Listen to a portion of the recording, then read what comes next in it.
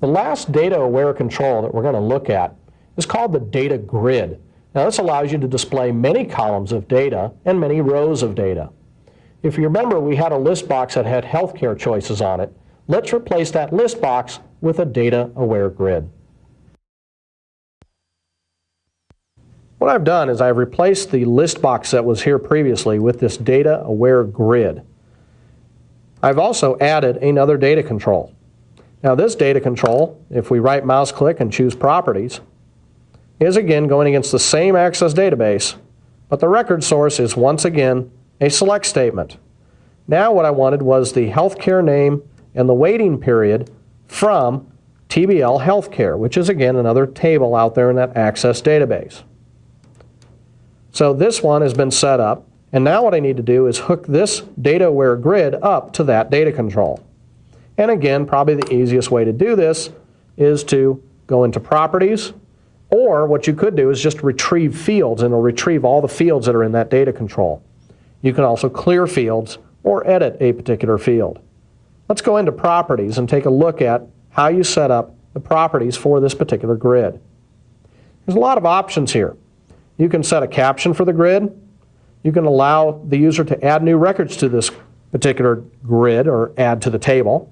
Allow deletes, allow updates, whether you want column headers on.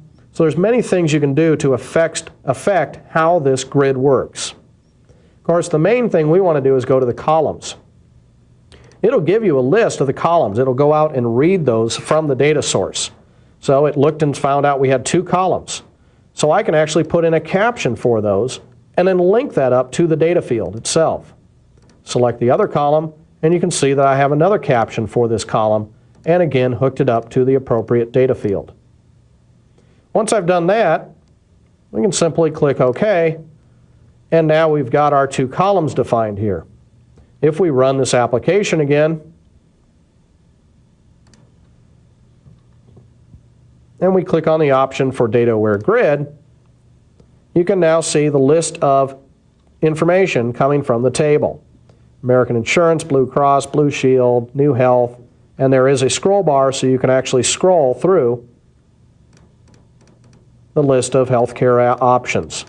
And like I said, all of this comes from a table in Microsoft Access, where if we go back to Access here, and we find this table called TBL Healthcare, there is that list of records. And that's what's being displayed in our data-aware grid.